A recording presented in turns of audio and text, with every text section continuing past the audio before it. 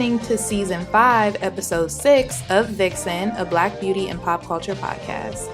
If you enjoy what you hear today, please leave a review anywhere you listen to podcasts.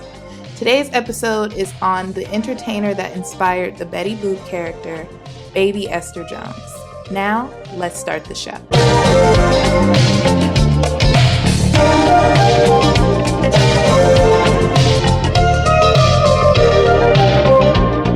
Hello, and welcome to a all-new episode of Vixen. Before we get started on today's episode, let me just start by saying Happy Black History Month again. I hope that you guys had a wonderful Valentine's Day. I hope that you guys have had a great first half of Black History Month. Let me just say this, from what I've been seeing on the Shade Room and on Twitter and on everywhere else on the internet, y'all have been wilding this Black History Month. I don't know what has gotten into y'all. I'm seeing it. And I'm going to need y'all to get it together for this second half of the month, or we're going to have a do-over in March because y'all have been wilding. I don't know if it's Mercury retrograde. I don't know what's going on up there in the planets, the stars, the sky, but y'all get it together so we can finish Black History Month strong. I'm going to do my part around here, okay? I'm trying to finish strong, make the ancestors proud. So yeah, y'all, get it together. Speaking of Black History Month, the person we're going to be talking about today is Baby Esther Jones. She is the entertainer that inspired Betty Boop. Now, I thought this would be a really, really interesting episode while we're in the middle of Black History Month, because I know there's a lot of misinformation out there about exactly who inspired this character. In reality, there are a lot of people who inspired it, but I would say Baby Esther Jones is the one who inspired it the most, but she's also the person who is named and credited the least. So as far as the misinformation, I know me personally, I have known that a Black woman inspired this character for a long time, but the information that was put out on the internet was incorrect. So you guys may have heard this as well, heard that it was a Black woman who was the inspiration, and you might have saw a photo of a woman who kind of looks like a 1920s jazz singer, because that's what I saw. I never looked further into it, but I have seen those photos, and the woman kind of looks like a Black version of Betty Boop, right? So that was actually a white woman in those photos. It's not funny, but y'all can go look it up. That was actually a white woman doing cosplay, like some kind of cosplay photo shoot, and the internet ran with it. I believe even PBS printed those photos as her being the inspiration. First of all, she was white. Second, it was not the 1920s when those photos were taken. It's just, y'all, it is a lot of misinformation out there. And I was so shocked to find out that, yes, indeed, a Black girl was the inspiration for this character, but she was a Black girl, as in a child. So I wanted to share this story with y'all, talk about, someone who was not able to get their flowers for this character, never made a dime off of this character, or any of the other people that copied her style. So we're going to go ahead and get into Baby Esther's story. Esther Lee Jones was born in Chicago to William and Gertrude Jones. So her exact birth date and age is not known, and this is very common for a lot of performers from this time, y'all, but it's believed that she was born somewhere in between 1918 and 1921. So from an early age, and I mean early, probably when she was like 2, Esther constantly sang and danced around the house, prompting her parents to submit her to talent shows and singing competitions all over Chicago. At one of these shows in 1924, she won first place, catching the eye of a talent manager who just so happened to be in the audience. This talent manager, his name was Lou Bolton. He just so happened to be white, and he knew that Esther would be a hit with white audiences.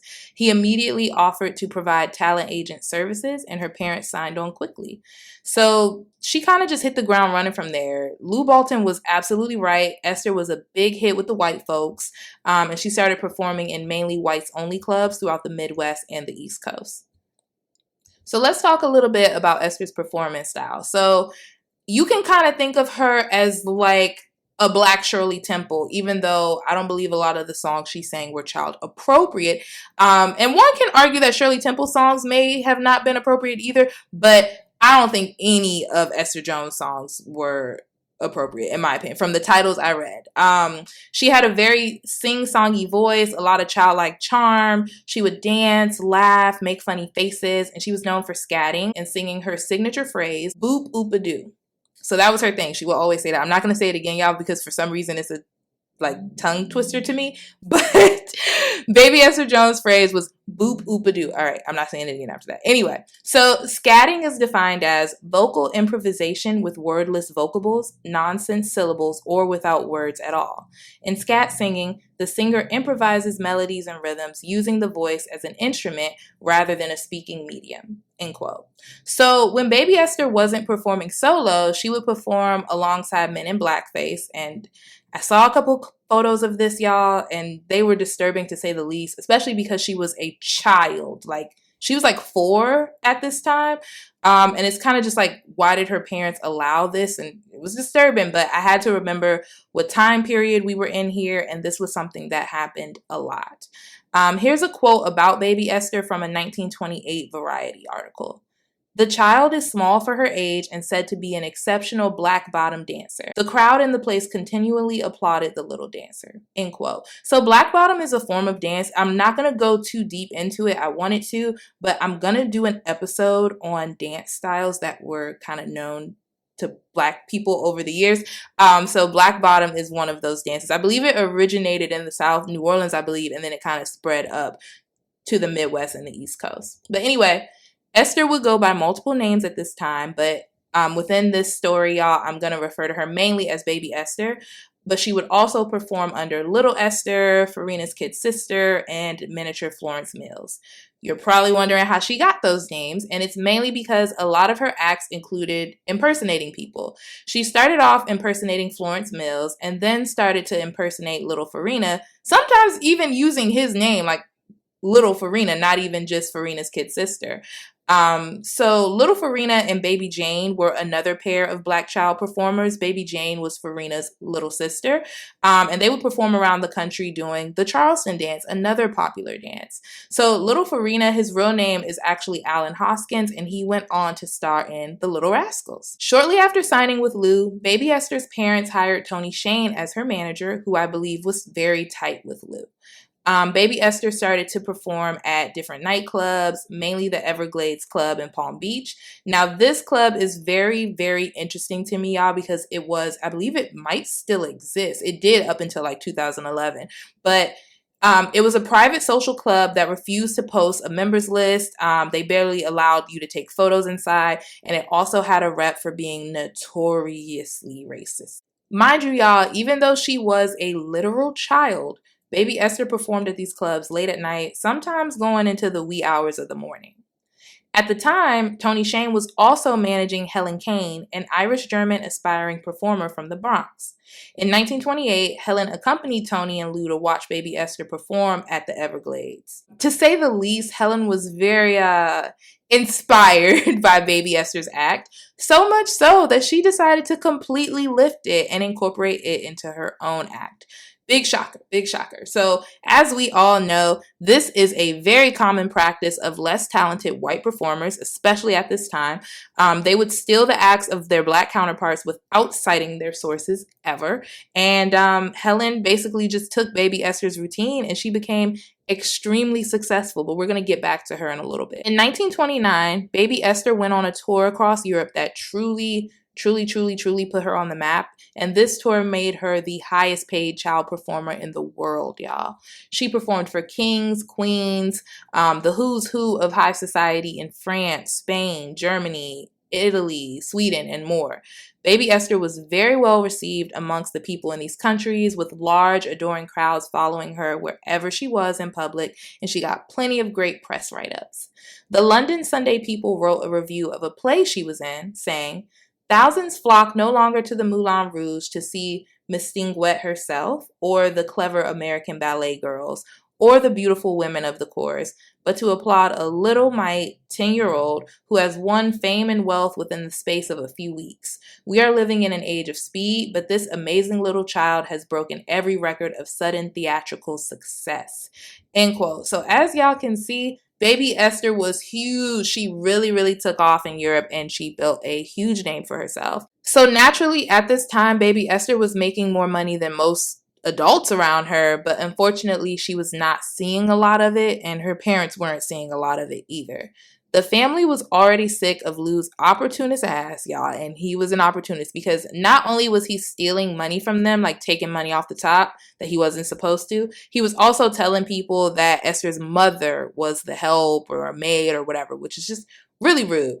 The Jones family fired Lou and hired Sidney Garner, a well-known black talent manager in Europe. So Sidney was the truth, y'all. He had over 16 years of experience working with black stars, helping them navigate overseas tours and just living overseas. He spoke several languages, and he often acted as a secretary to these stars as well. He was really, really understanding of baby Esther's situation with Lou, and he submitted all of Esther's contracts directly to Esther's mother so that she would know what he was negotiating for baby Esther and exactly what she was earning. Esther's father returned to America, and her mother and manager stayed with her to finish out the European tour. While they were in Stockholm, there was an incident that got baby Esther even more attention than she was already getting, y'all. So the three of them enter a restaurant that was being ran by a Swedish man named Brandon Thompson. So Brandon had lived in America before and formed his restaurant to cater to white Americans. And I say that because even though things were different in Sweden, I'm not going to act like Sweden was not racist or never has been racist.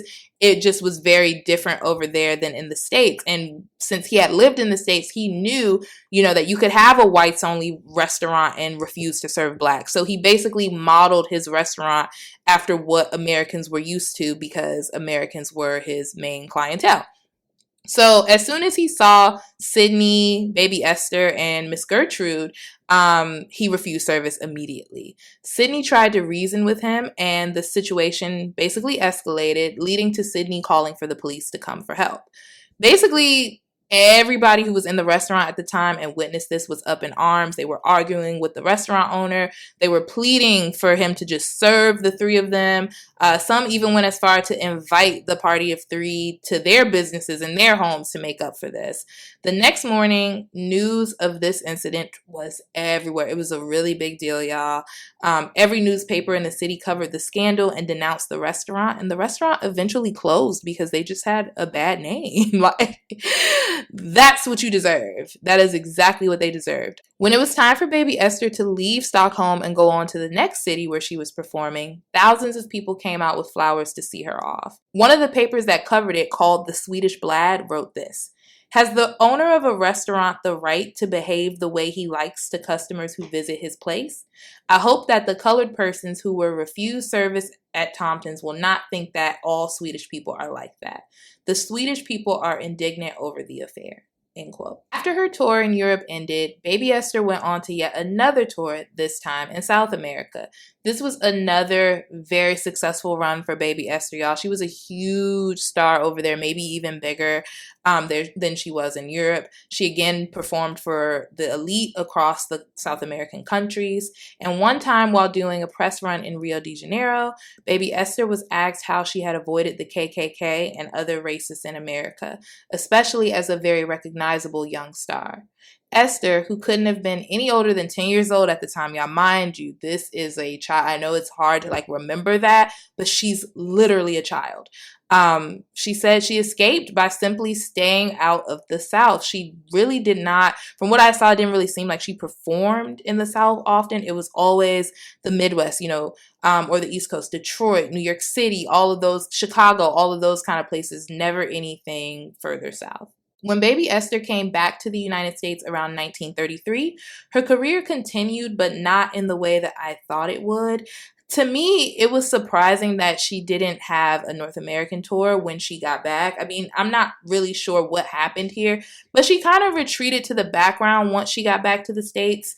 Now, I'm thinking that this is probably because she started to reach, puberty, preteen age, where you're not just a young little kid anymore. And there were other child stars at the time, but you would think after going on two really successful overseas tours that it would at least translate a little bit in the States, but it didn't really seem to. People who knew her, and she still got gigs, but it just wasn't the same. At this point, Esther continued her career, mainly touring with Cab Calloway as one of his dancers. All right, y'all. So y'all remember that woman, Helen? Do y'all remember Helen Kane from earlier, the one that completely jacked baby Esther's act? Let's get back to her. So Remember, she stole Baby Esther's act. She used to be managed by Tony Shane as well. She went with Tony and Lou to one of Baby Esther's shows at the Everglades Club, and she stole everything she saw. In 1930, she got a taste of her own medicine when the Betty Boop cartoon premiered that year, and the namesake character had completely lifted her style.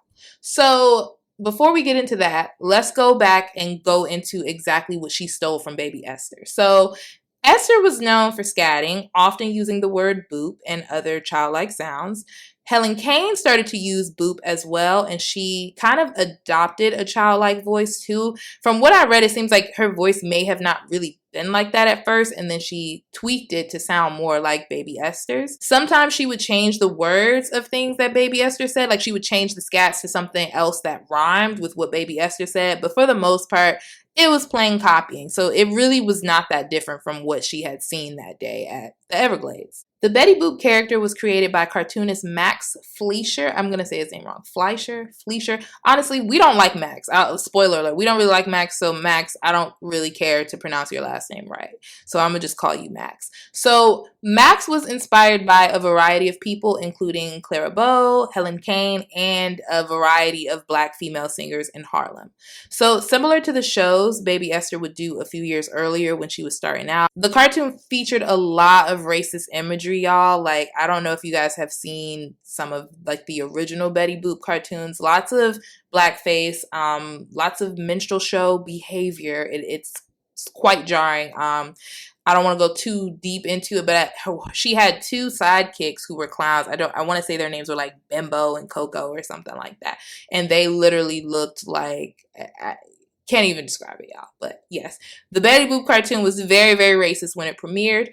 Betty Boop herself is known for being a cartoon sex symbol, known for her figure, her sexy dress, and for having a very soft, babyish voice. I know y'all have been wondering how the hell a child could have been the inspiration for such a character, but here we go. This is how. So once the cartoon premiered, Helen Kane was off the rails, y'all. She was furious. She was feeling like she had been taken advantage of. She felt like she was being exploited by the cartoon because it was in her likeness.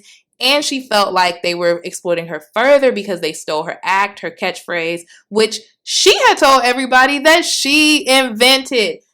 Y'all, the audacity. Anyway, I will give it to her.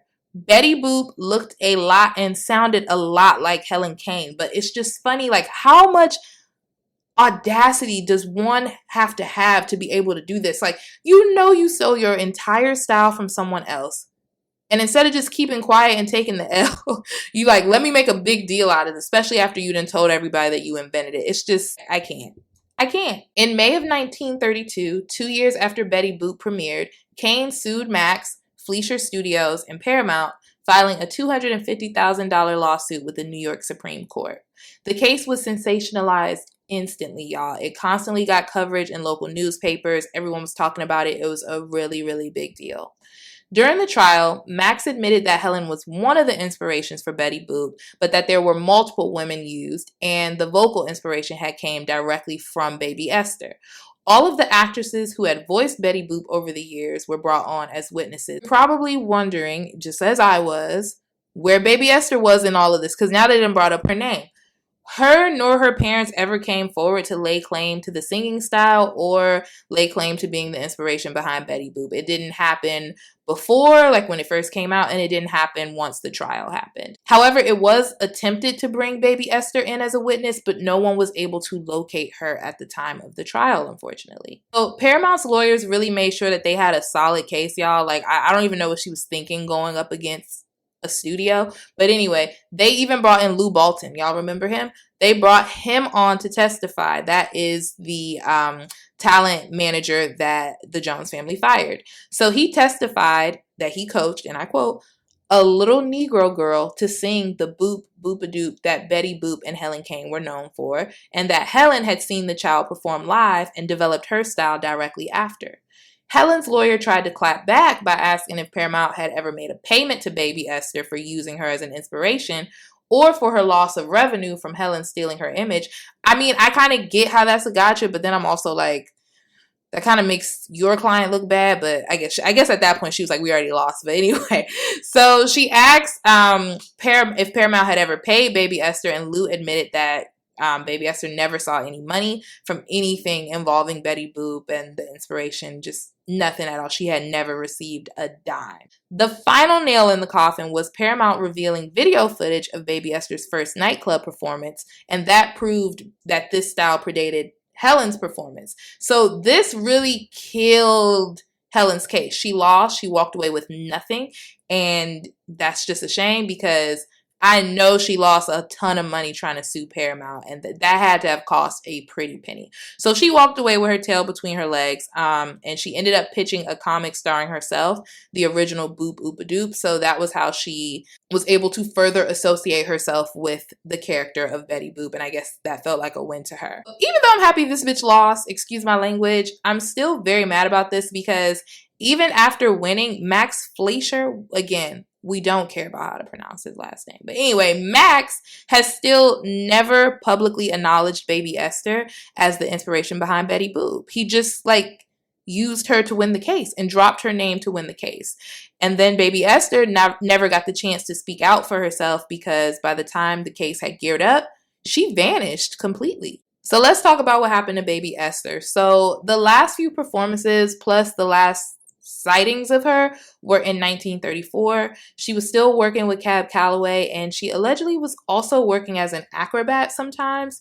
It's suspected that gigs really, really dried up for Baby Esther because she was getting older. Now, we already know that people like to adultify young Black children and sexualize them or make them just seem older and more grown than they really are. There's been thousands of studies on this.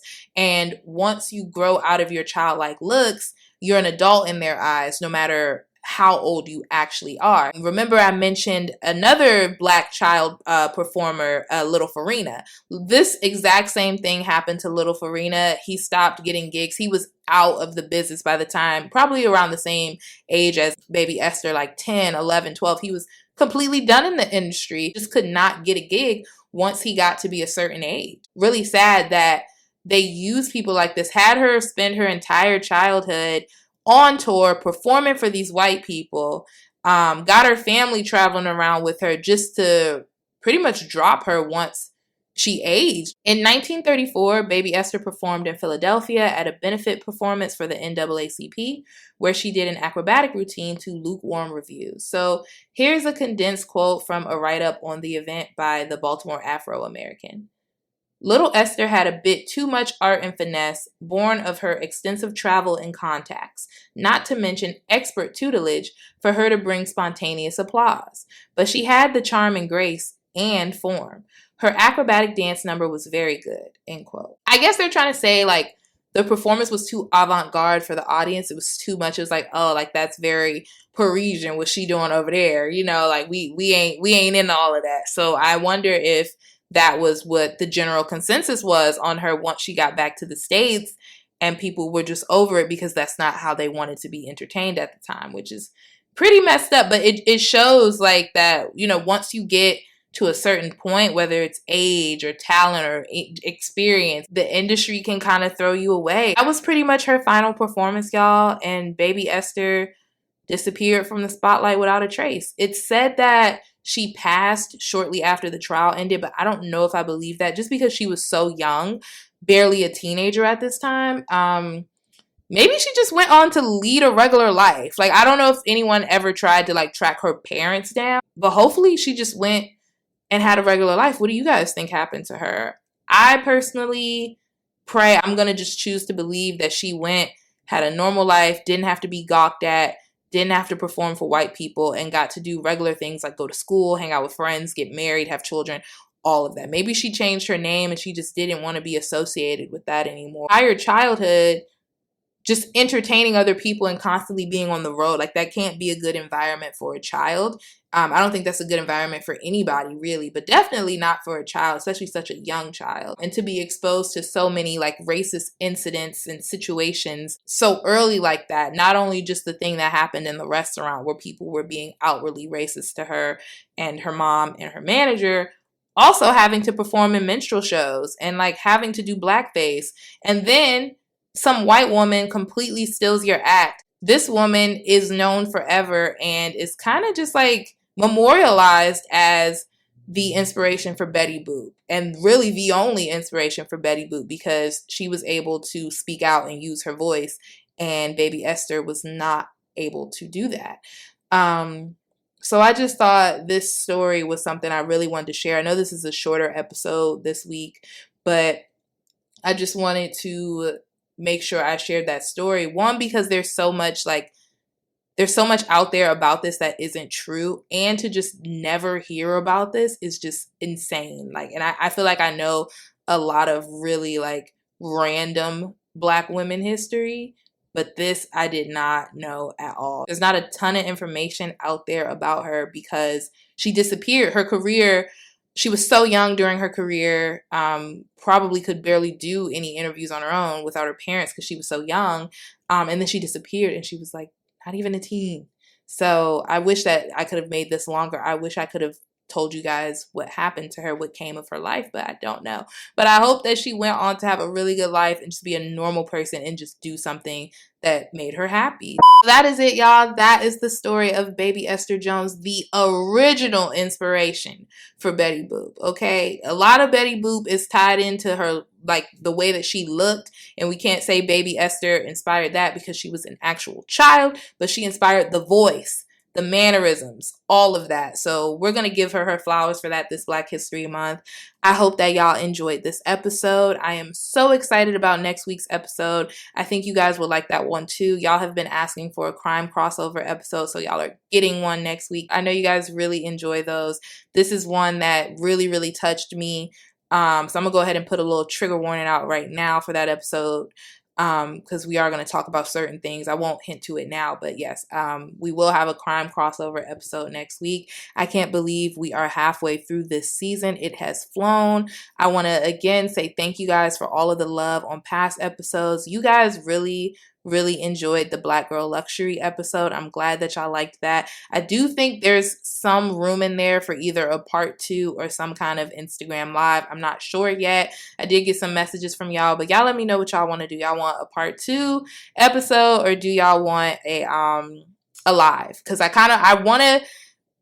don't mind doing a part 2, but I really want to hear you guys' thoughts on the luxury of it all. So I think we will do that. Y'all let me know when works, what works, and I will see y'all next week for a all new episode. Bye. Thank you for listening to Vixen. If you liked today's episode, don't forget to leave a review. If you have a submission, feel free to email VIXENPODCAST@gmail.com. We'll be back next week with an all new episode.